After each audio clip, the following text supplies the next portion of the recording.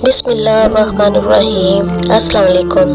صحابہ حضور اکرم صلی اللہ علیہ وسلم نے ارشاد فرمایا، مسلمان کو جب موت آتی ہے تو اس کی پیشانی پر پسینہ آ جاتا ہے۔ محدثین فرماتے ہیں کہ یہ پسینہ وہ اپنے گناہوں اور اعمال صالحہ کی کمی کی وجہ سے اپنے رب سے شرم و حیا سے محسوس کر رہا ہوتا ہے۔ ایک روایات میں آتا ہے کہ اگر میت کی پیشانی پر پسینہ بہر پڑے اور آنکھیں ڈبڈبا جائیں اور نتلیں پھول جائیں تو یہ رحمت الہی کی علامت ہے۔ ناظرین، مرتے وقت انسان کے دل و دماغ سے ہر چیز نکل جاتی ہے، سب کچھ بھول جاتا ہے، اپنا مال اور دولت، عزیز و کار، دوست، رشتے دار، سب کچھ بھول جاتا ہے۔ لیکن مرتے وقت انسان دو لوگوں کو نہیں بھولتا، وہ دونوں لوگوں کو ہرگز نہیں بھول پاتا۔ وہ دو لوگ اس کو بہت یاد آتے ہیں، ان کو سامنے بٹھا کر وہ چیخنے کی کوشش کرتا ہے، ان کے غم میں، ان کے ارمان میں رونے کی کوشش کرتا ہے، مگر وہ رو بھی نہیں پاتا۔ ناظرین، حضرت مولانا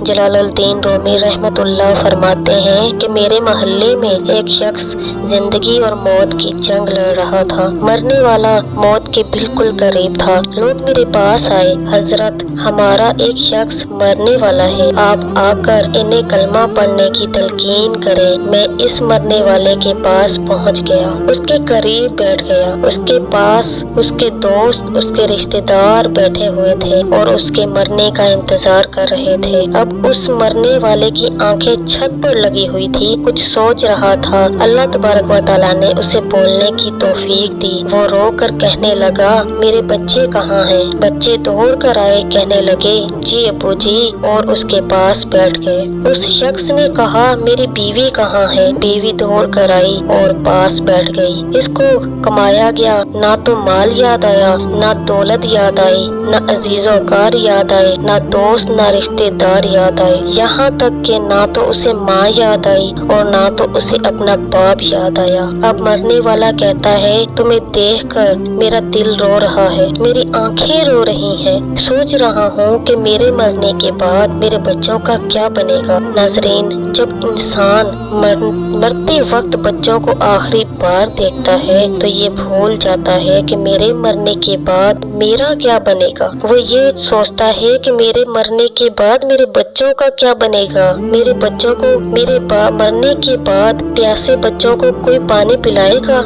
کوئی نہیں پلائے گا۔ وہ یہ سوچ رہا ہوتا ہے کہ میرے مرنے کے بعد کوئی رشتے دار، کوئی دوست میرے مرنے کے بعد بچوں کا خیال رکھے گا کہ نہیں۔ اس کی آنکھیں رو رہی ہوتی ہیں اور اس کی آنکھوں سے آنسو جاری ہو رہے ہوتے ہیں۔ بیوی کو وہ نصیحت کرتا ہے کہ میں تو دنیا چھوڑ کر جا رہا ہوں، مجھ پر ایک احسان کرنا، خدارا میرے بچوں کو قرآن مجید کی تعلیم ضرور دینا۔ ان کے منہ سے نکلا ہوا لفظ اللہ میری قبر کو روشن کرے گا، ان کے منہ سے نکلا قرآن مجید میری قبر کو منور کر دے گا، میری قبر کو روشن کر دے گا۔ میرے بچوں کے منہ سے نکلے قرآن مجید کے الفاظ مجھے جہنم کی آگ سے بچائے گا، اللہ تبارک و تعالیٰ کے عذاب سے مجھ کو بچائے گے۔ ناظرین، اپنے بچوں کو قرآن مجید کی تعلیم دینا بہت ضروری ہے کہ ہم نے انہیں سنا۔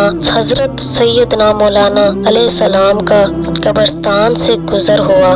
آپ علیہ السلام نے دیکھا کہ قبرستان کی قبر کے اندر مردے کو دردناک عذاب دیا جا رہا ہے، مردہ عذاب میں مبتلا ہے، اس کی قبر جہنم کی گڑھوں سے ایک گڑھا بنی ہوئی ہے، مردہ عذاب میں مبتلا ہے، چیخو پکار کر رہا ہے۔ حضرت سیدنا موسیٰ علیہ السلام جب اس راستے سے گزرے، آپ علیہ السلام نے دیکھا قبر کے اندر عذاب میں مبتلا شخص جس کو قبر میں عذاب دیا جا رہا تھا، اب وہ شخص جنت میں ٹہل رہا ہے۔ سبحان اللہ، اس کی قبر جنت کے باغوں میں سے ایک باغ بنی ہوئی تھی۔ دونوں ہاتھ اٹھائے، میرے مالک تھوڑے دیر پہلے یہاں سے گزرا تھا، یہ قبر جہنم کی قبروں میں سے گڑھا بنی ہوئی تھی، لیکن تھوڑی دیر بعد جنت کے باغوں میں سے ایک باغ کیسے بن گئی؟ اللہ تبارک و تعالیٰ نے ارشاد فرمایا، اے موسیٰ علیہ السلام، جب یہ شخص مرا تھا تو اس کی بیوی حاملہ تھی، اس کا ایک بیٹا پیدا ہوا، آج تھوڑا بڑا ہوا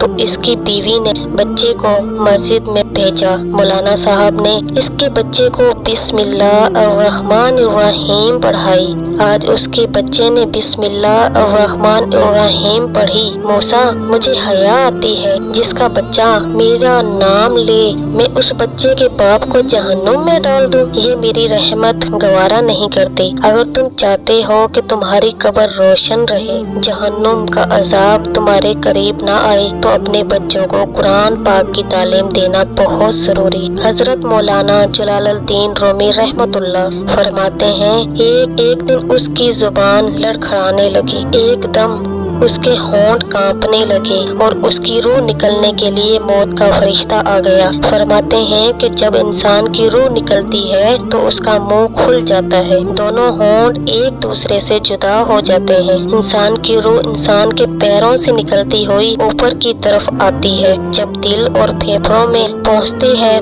तो वो वक्त होता है जब इंसान जिंदगी में पहली बार दुनिया में फरिश्ते और शैतान को देखता है। एक तरफ फरिश्ता उसके कान में मशवरा देता है और दूसरी तरफ उसकी जुबान उसके अमल के मुताबिक अल्फाज निकलने लगते हैं। अगर इंसान नेक होता है, नमाजी होता है, इबादत गुजार होता है, अल्लाह तबारक व तआला नेक बंदा होता है, तो फिर उसका दिमाग और जुबान को कलमा पढ़ने की तरकीन करता है, कुरान पाक पढ़ने की तरकीन करता है, दुरूद शरीफ पढ़ने की तरकीन करता है। लेकिन अगर इंसान नेक नहीं होता तो फिर उसका दिमाग हैबिट हो जाता है, जिसकी वजह से वो इंसान शैतान के मशवरे को कबूल कर लेता है, वो कलमे से महरूम हो जाता है। फिर वो पढ़ने की कोशिश करता है लेकिन पढ़ नहीं पाता। हजरत अम्मा आयशा सिद्दीका रज़ी अल्लाह ताला अन्हा अरशाद फरमाती हैं, जब अल्लाह तबारक व तआला किसी बंदे के साथ खैर का इरादा फरमाता है तो